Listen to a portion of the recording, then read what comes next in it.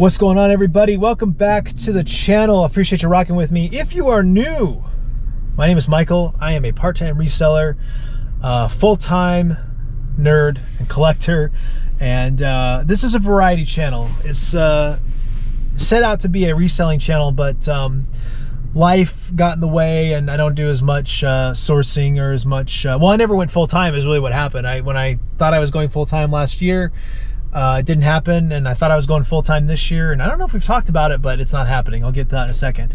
I'm actually in line at Goodwill. If you've been following this vlog, I've been recording a couple of little vlogs back to back, and they'll go up over the next few weeks as I put them up. But I was under the impression that they were still doing donations from like 10 a.m. to 4 p.m. and like 3 days a week, but I just see a sign now. They're back to their original 10 to 7 Sunday through Saturday. So ladies and gentlemen, the pandemic is over and we are back to normal. Goodwill is taking donations all day, every day. Hallelujah. Let us rejoice and let us hit the streets and party like rock stars. Swig a monster for the working man. I got about 2 years worth of donations, as I talked about in a previous video. I was supposed to come last March, and I didn't because everything closed down. Like as soon as we got back from vacation, we kind of traveled right as the coronavirus was starting to pick up. I'll be the first to admit, I didn't take it seriously. My mom wanted me to wear a mask. She's like, you need to wear a mask. And I'm like, I'm not wearing a mask. It's not that big of a deal. So I freely admit that in the beginning, I did not think it was that big of a deal. But man, we got back and from vacation, and it was very apparent that it was a bigger deal than we thought. And within, I don't know, 2 weeks, man, we were in lockdown. So crazy. But I had to stop in at Best Buy to pick up a store pickup order. A couple weeks ago, I bought a new Roomba. We had a off-brand, I guess, or a non-Roomba brand robot vacuum, and it was okay. It's kind of done the job. Let me adjust this camera a little bit. It's kind of done the job for I guess 2 years now, but it's just always been not quite, and it misses a lot. It worked by just a bumper, and it would kind of like just fumble its way around the room, and in theory it picked up everything. So we paid up and got a good real Roomba, and it's got cameras and sensors and all this other shit in it. And immediately it's doing like a million times better job. So we're very happy with it. But as I was checking out, Best Buy says, hey, you've looked at Pokemon stuff in the past. Would you like to buy Pokemon cards? And I'm like, well, shit, sure, I'll buy some Pokemon cards. Why not? And I tried to buy, like 50 packs of them. They're like, limit 2 per customer. Okay, give me 2. I check out, and then I realize that while my Roomba is being delivered to my house, my Pokemon cards are store pickup only. And then I get like 3 weeks later, I finally get a message that part of my order is ready for pickup. So I had to pick up 1 pack. I don't know where the other pack is. I don't know. It's not ready yet. They didn't get it. I don't know what happened, but yeah, I had to go into the store to pick up a pack of Pokemon cards. So anyway, we'll be doing a rip on those at some point in the future. It's been a rather eventful morning or midday, I guess. So that happened. I had to run into Walmart, and I came across I don't know if this is new. It's new to me. I've never seen it. Takis brand pepperoni stick. I had to grab it. So we're gonna do a tasting on that at some point. I don't know. I had to grab it. It stopped me in my tracks. It's such a stupid novelty kind of snack thing. Had to grab it, so that's gonna be coming. And then I was in the grocery store, and this is definitely not new, but those canned cocktails are everywhere. And backstory, I'm gonna say 10 years ago. No, longer than that. Because this is not important, but it has to be closer to 15 years ago, because we've been together 12 years and it was before that. What year is this? 2021? I bet it was 2005. I bet it was 2005. I was in Vegas for the nightclub convention, which, by the way, I'm crossing my fingers to go next year. I really want to go. It's so much fun. We're gonna try to make that happen.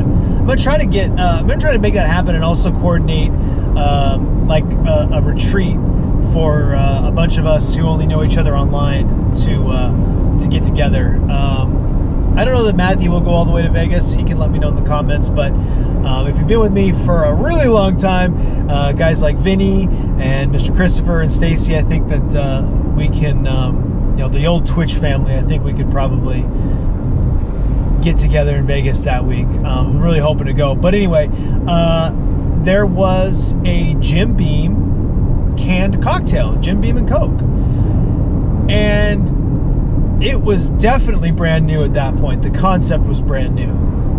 I'm sure the idea wasn't new, but maybe the legality of it was brand new. And I remember looking at it and going, there ain't no way in hell this thing's ever for sale in Washington. And if it hadn't been for kicking the state out of the liquor business, it wouldn't have ever been available in Washington. I remember tasting it and expecting it to just be hot fucking garbage. First of all, it's a canned cocktail. Second of all, it's off-brand cola, right? And I was pleasantly surprised. It was actually super drinkable. And the bikini model who was supposed to be there handing them out didn't get there in time. She was setting up at the end of the day. So she ended up just handing us like a six pack up to take back to the hotel. I smashed those the rest of that week, because the convention was on a Tuesday and I think we left on a Friday. I smashed those things all week. They were so good. And I never really saw them again until realistically like in the last year or two with companies like Cutwater. But I was in the grocery store and they had the Cutwater cocktail in there, but they also had a Dry Fly, which is a Wenatchee/Chelan brand. I'm not exactly sure where the distillery is, but Eastern Washington. My old stomping grounds when I was a kid. We used to go there all the time. My grandparents had a homestead on the lake. They owned an apple orchard that is now a winery. Not theirs. I wish. But anyway, like they're OGs of that area, and I think it's my great grandfather was like county commissioner and sheriff and a bunch of other shit, like OGs. But anyway, they had a huckleberry lemonade. I think they called it a mule, so it's vodka. And I think Dry Fly started with vodka and they eventually branched out into whiskey, but I think vodka's kind of their main thing. So it's a canned cocktail. So I grabbed one of those, and then I also stumbled on a Reed's brand, which is ginger ale. They make really good ginger ales and ginger beers, and it's a Reed's Mule, vodka and ginger beers. So we're gonna do some tastings on those. I'm kind of excited to try those. I think those should both be really, really good. I have not had one of these canned cocktails since that day in Vegas. I have not tried any of them ever since. So I'm kind of excited to check them out. I really thought I would like the hard seltzers, and I think I've talked about this before, but I don't like them. I think they're not good. Even the ones that are okay still aren't good. Like, I'd rather, just mix gin and club soda and make my own, and, because I don't like that malt liquor. I just can't stand the taste of that shit. But anyway, so that happened. That's coming up. And then one last thing, I was leaving Costco, and the front door of Costco is always a nightmare. There's people parked, loading TVs and shit. If you cannot drive in the front to park, you don't drive in the front to park. You go in the back or whatever the farthest from the door is. Well, some guy came in the front, and I guess he got tired of waiting for, traffic to work its way through. He throws this thing into reverse, almost takes out, he missed by like this much, this guy's cart, almost took the guy out. well, it took his card out and probably would have drugged the guy with it. And just kind of looked and was like, oh, you know, I didn't know you were that close. Like, no clue that he'd almost hit him. And then I guess got tired of waiting even more, and he flipped a right down the you know, parking lot lane where I was walking.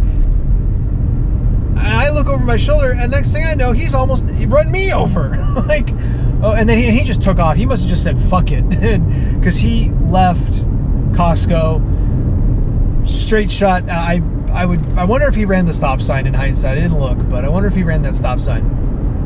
There's a 4-way stop there to get out, but yeah, just took off. I'm like, wow.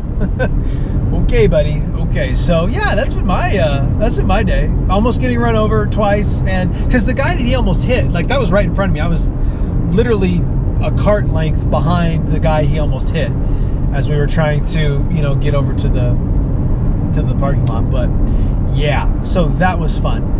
One last thing, I realized that I forgot to talk to you about not being a full-time reseller this year. So I think I started talking about it and I trailed off. It's a couple hours later as I'm running around here. So you know, my contract was supposed to end in September. It kept getting extended. You guys know that. It ended in March. I got ready to go full-time, and they had the company that I'd been working for had like 3 clients that wanted to talk to me, and I met with all of them, and it was kind of funny because none of the conversations really went well. I talked about it before. In the case of I'm just gonna say it, in the case of JP Morgan, I didn't like that guy at all. I don't even think he was a JP Morgan employee, actually. I think he was one of ours, but he and I were not gonna click. I had a conversation with Goldman Sachs. That actually went really well, but it was gonna be an iffy fit on both sides because the pay was correct, like the money was good, but the work was gonna be, you know, there was some, basically we both agreed, like, yes, this would work, yes, this, you know, everybody would be successful, we'd all be happy, but is this really what I want to be doing? And if there's an opportunity for me to do what I want to do, then we should focus on that, is basically the way that conversation ended. And then finally, conversation with Morgan Stanley, there was a really good fit. They made a really strong offer as far as the compensation package. It was actually less than I was expecting, based on some other conversations I'd had, but it was still really strong, and there's some other incentives and bonuses and things that kind of make up the difference. So I mean, basically what it boils down to is they made me an offer I can't refuse. I mean, it's crazy for me to think about, but he called me with the offer, and I was like, okay, I'm gonna have to think about it. And I hung up the phone, and I mean, there was more to the conversation, obviously, but I hung up the phone. I was like, I can't believe I just heard that figure and said I'm gonna have to think about it. Like, that's where I am at this point. Even though I would like, it's way more than I would make reselling in the foreseeable future, I was still like, yeah, but I want to do this thing. And you know, we're at a comfortable point where, you know, the every dollar, you know, isn't the end all be all, but in the end, honestly, it means that my wife doesn't have to go back to work.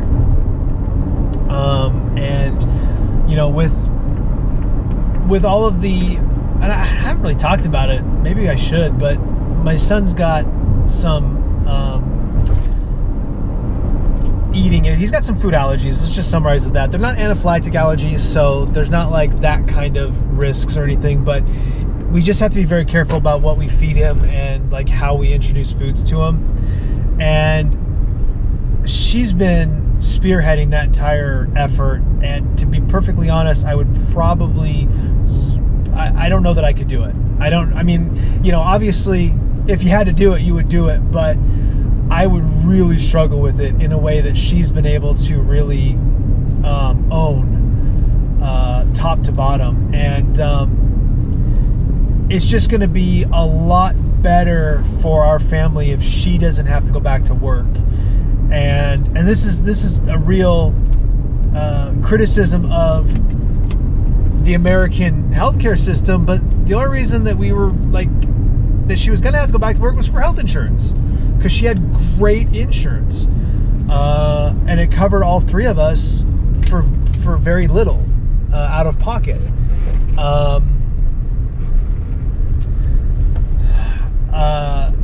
So but I'm gonna have really good insurance. I don't know, I'm not sure if at the end of the day it's gonna be as good as hers. It probably isn't, because she had really good insurance, but it's good enough and it's affordable enough, and my base pay is enough. We're still taking a pay cut, don't get me wrong, but it's one of those things where everything is good enough where we can make this adjustment and she can stay home with William, and and help me with eBay. And the other thing about it was, like, she had a 14-hour day because she had a like a 3-hour-ish commute round trip. Now, half hour of that is on the ferry, which she didn't mind, and she's not really driving, and some percentage of that is waiting at the ferry terminal, which isn't, again, you're not really driving. The stress level is not the same, and she could use that time to get grading and stuff done. But it's still, a 14-hour day away from home and away from us and all that. So, like I said, well, let's stop and get the mail. So, like I said, it just made sense for